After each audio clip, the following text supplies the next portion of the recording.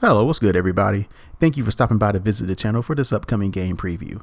If you want to hear a different take of college football from an analytical perspective, if you haven't done so already, click that subscribe button, click the notification bell, and select all so you won't miss out on another video.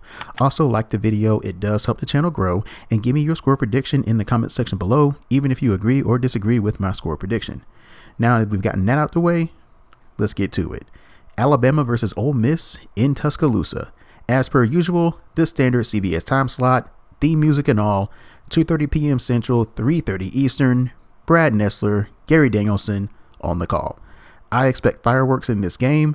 Last year, Ole Miss gave Alabama fans a collective heart attack. It was like watching a Big 12 game circa 2017 where neither team could stop the other from scoring, as Alabama outscored the Rebels 63-48, and it was in that game where Alabama fans fired defensive coordinator Pete Golding in their heads. Is this the year we finally see a Saban assistant beat Nick Saban? Or is it going to be business as usual and we're going to be waiting for another week or so? So as we review the tail of the tape, Alabama is no longer the #1 team in the country in SP+. The nod goes to Georgia by half a point. Alabama has the advantage against the Ole Miss defense, and SP Plus sees this matchup between the Rebel offense and the Crimson Tide defense as a push. Both defenses will be tested in this game, as this is their first matchup against a top 10 offense according to SP Plus. SP Plus gives Alabama a 77% win probability at home, and it views Alabama as a 12.5 point favorite, and the Vegas line opened with Alabama as a 17.5 point favorite. There's not much we can glean from the game against Southern Miss other than Bryce Young threw an interception, and you may not want to kick to Jamison Williams. Other than that, the Crimson Tide, they just couldn't miss offensively against an overmatched Southern Miss team. The explosive plays were working, as evidenced by the 10 yards per play Alabama had from scrimmage, and the offensive success rate was between 50 and 53% in the first three quarters, and then they shut it down in the fourth. Alabama was favored by over 40 points, so this is what the casual observer would expect. Usually when Alabama bleeds their own blood from the week before, they respond in kind the following week. Another item to note, Alabama used their tight ends a bunch in this game, and Jaleel Billingsley got some run. Defensively, it was a solid effort. The Crimson Tide allowed a 30% success rate in 1 out of the 4 quarters, but Southern Miss couldn't get much going for the game, as they were held to a 25% success rate for the game, and Alabama had a stop rate of 53%. I will talk about stop rate later in the video. The only good thing Tulane had in this game was, well, they came out in some really nice throwback helmets, but there's not much to say about that. But there is a lot to say about what Ole Miss did against Tulane the previous week. They ran 94 plays from scrimmage. They put up 700 yards of offense. Heisman frontrunner Matt Corral threw for 11 yards per attempt, and the Rebels ran for 372 on the ground at 6.1 yards per attempt. There's nothing wrong with what Ole Miss is doing offensively. They can run it. They can throw it. They have a physical offensive line that controls the line of scrimmage. Basically, they're going to score on everyone. The only thing they didn't do well was finish the fourth quarter against Tulane. And just throwing this out there, my alma mater is the only team to hold Matt Corral in the Rebel passing offense to less than 9 yards per pass attempt so far this season. I'm just saying, yeah, he did throw for 5 touchdown passes, but I'm going to look for a silver lining in anything, since I have an FC at school as my alma mater. So it's all good. But on defense, to say that everyone was scoring on Ole Miss last year was an understatement. But everyone was scoring on them. They had a defensive success rate of 51%, which was last in the conference.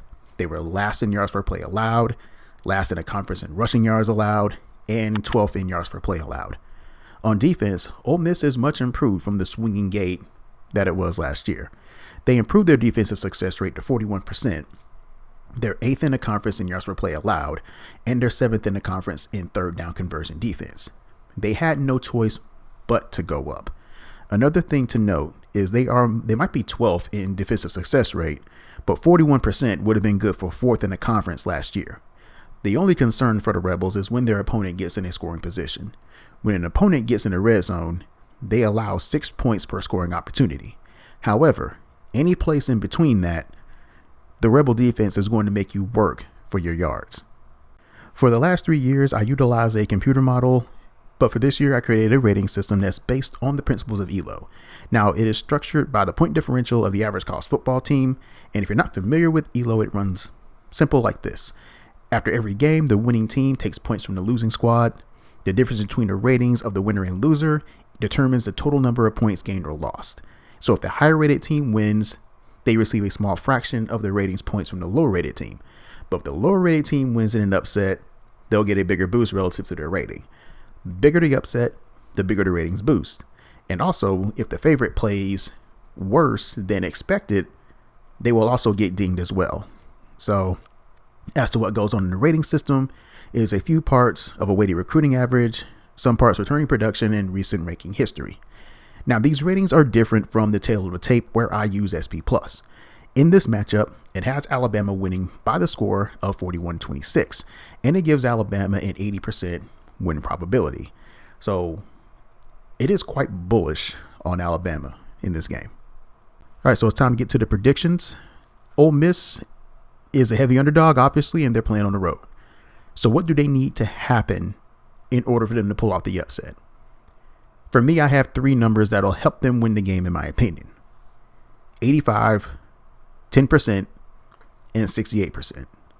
The first number is 85. That's the number of plays they need to run. Lane Kiffin and Jeff Lebby love to play with tempo. They're going to go for it on fourth down, and they're going to want to keep Alabama's personnel on the field when they have a matchup they like, similar to what Florida did previous weeks. They're going to run the ball with Snoop Connor and Jerry and Ely, and they're going to try to mash Alabama up front to get ahead of the chains. I do expect Ole Miss to go deep in the playbook in this game. The 10% goes hand in hand with the number of plays Ole Miss wants to run. But 10% is the stop rate Alabama needs to have on defense. Now, I mentioned stop rate before. The short version is this: get a stop and get off the field. How is that calculated? Well, it is the percentage of defensive drives that ends in punts, turnovers, or a turnover on downs. Last year, Alabama's stop rate against Ole Miss was 15%. But Alabama was able to offset that by simply having the best offense in the history of mankind. They were able to outscore the Rebels by scoring right before the first half ended and on their first possession in the second half. Alabama being successful in the middle eight gave them that extra breathing room.